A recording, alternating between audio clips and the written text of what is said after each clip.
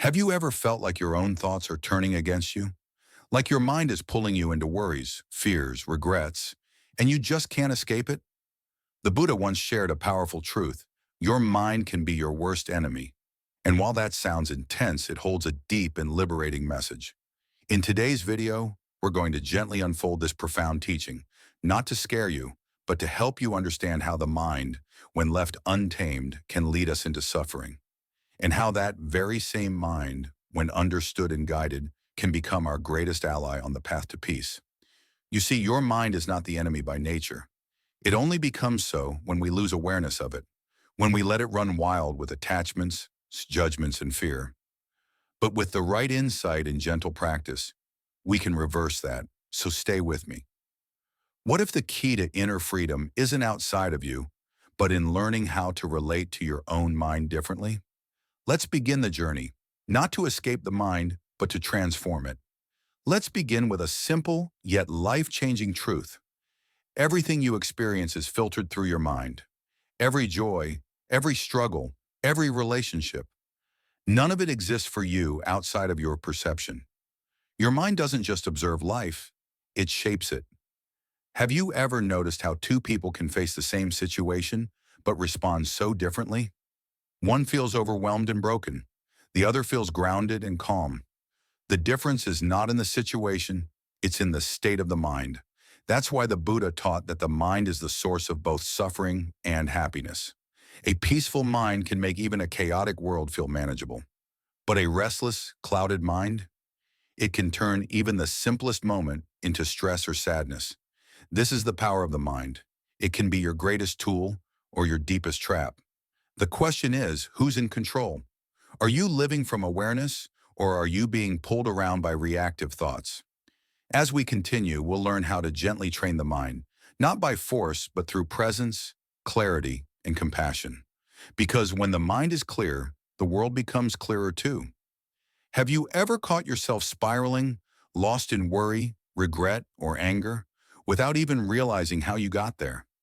That's the power of the unconscious mind. When we're not aware, our thoughts take over, and before we know it, the mind that should guide us starts to work against us. The Buddha compared this state to a wild monkey, jumping from one thought to another, restless, distracted, and never still. In this state, we don't choose our responses. We react, automatically, unconsciously, and often painfully. Think of how one negative thought, just one, can trigger an entire storm. Doubt, fear, resentment. These thoughts become loops, repeating again and again, keeping us stuck in mental suffering. And the more we fight them, the louder they seem to get. This is when the mind becomes our greatest enemy. Not because it's evil, but because it's untamed. But what if we could break that cycle? What if, instead of reacting, we could pause, notice, and choose? In the next part, we'll begin to explore how to quiet that inner storm and gently reclaim our peace, starting with the practice of mindful awareness. Have you ever noticed how your mind seems to have a life of its own, constantly jumping from one worry to the next, from past regrets to future anxieties? The Buddha had a powerful image for this. He said the mind is like a monkey, always leaping from branch to branch, never still, never at peace. Or imagine it like an ocean during a storm, waves crashing, swirling without direction. That's what our thoughts can feel like when left unchecked. One moment you're here, the next, your mind is reliving an old mistake or imagining a disaster that hasn't even happened. This mental turbulence keeps us from fully living in the present moment. It makes us miss the beauty of now. And the tragedy is, most of us don't even notice we're caught in it. We just call it stress or being busy. But what if that storm could be calmed? What if your mind didn't have to run the show? You're not broken. Your mind is just untrained. And in the next part, we'll talk about the hidden force behind this restlessness, craving, and attachment, and how letting go can change everything. Let's take a quiet breath together. And now reflect on this question. What are you holding on to right now? Maybe it's a goal, a person, a dream, or even just the idea of who you think you should be. The Buddha taught that craving, what he called tanha, is the root of suffering. It's the constant hunger for something more, something different, something better. But here's the truth we often forget. Everything we chase is impermanent. People change, circumstances shift, even our feelings come and go like clouds in the sky.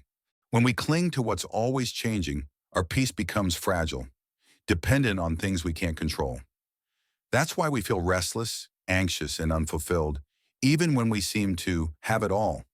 But letting go doesn't mean we stop caring. It means we stop grasping. It means we learn to love, live, and experience fully without trying to own, fix, or hold. Ask yourself, what would it feel like to release one small attachment today? Could that be the beginning of peace? Up next, we'll explore the illusion of control and why trying to control everything is the fastest way to lose your inner freedom. Have you ever tried to control everything? Your emotions, your schedule, your relationships, only to feel more overwhelmed than before? This is the illusion of control. We think that if we can just manage every detail, peace will follow. But in reality, the more we try to control, the more chaos we create inside. The mind becomes frantic, planning, worrying, resisting. It's like holding tightly to water. The harder you grip, the faster it slips away. The Buddha taught that this craving for control is a major source of suffering. Life is constantly shifting, like the wind, like the tide. When we resist its natural flow, we exhaust ourselves. But when we begin to let go, even a little, something shifts. We make space for stillness. Letting go doesn't mean giving up. It means softening our grip. It means allowing life to unfold while we remain anchored in awareness. So ask yourself gently, what am I trying to control that's beyond me? And what might happen if I simply breathe and let it be? In the next part, we'll explore a powerful practice that helps us return to the present, mindfulness. Let's take a breath together, deep in and out. Now imagine if you could observe every thought that comes to your mind without judging it, without reacting, simply watching like clouds floating across the sky. That's mindfulness. It's not about stopping your thoughts. It's about no longer letting them control you.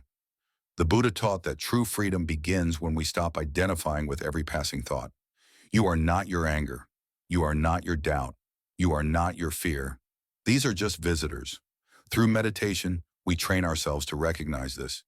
Each time you sit in silence, you're not escaping the world. You're coming home to yourself.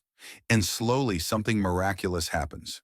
The mind settles, the storm quiets, and you begin to see clearly. Have you ever noticed how your mind races when you're anxious, but calms when you're fully present, even for a moment? Mindfulness is that doorway to peace, and you don't need hours. Just a few quiet moments a day can change the way you experience your life. In the next part, we'll go even deeper into how to bring this awareness into every moment, not just on the cushion. Mindfulness isn't something reserved for meditation cushions or quiet retreats. It's meant to be lived. What if eating a meal became an act of deep presence?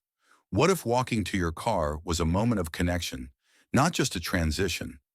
Every breath, every step, every word we speak can be infused with awareness. The Buddha taught that true mindfulness isn't about escaping the world. It's about showing up fully for it. You don't need to set aside hours each day. You just need to return to the present again and again, right where you are. The next time you eat, try slowing down. Taste each bite, notice your breath, or the next time you're in conversation, can you really listen instead of preparing your next reply? This is the magic of mindfulness. It helps us break free from autopilot. It turns the ordinary into something sacred. So ask yourself, where in your life are you rushing past the moment?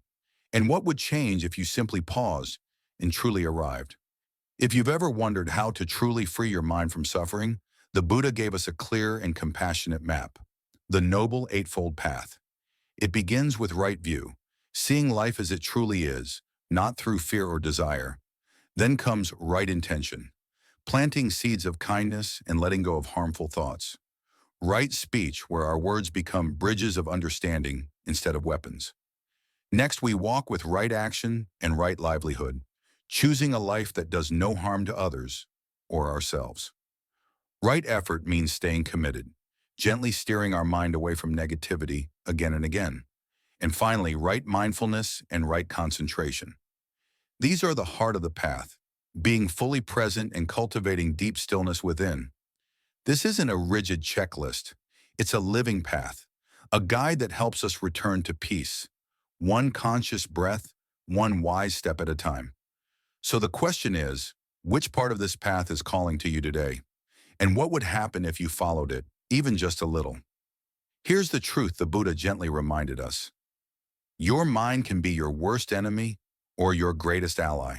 When left untrained, it pulls you into endless cycles of regret, worry, craving, and fear. It becomes a storm that shakes your peace and clouds your clarity. But the miracle is, it doesn't have to stay that way. Through mindfulness, we learn to observe our thoughts without judgment.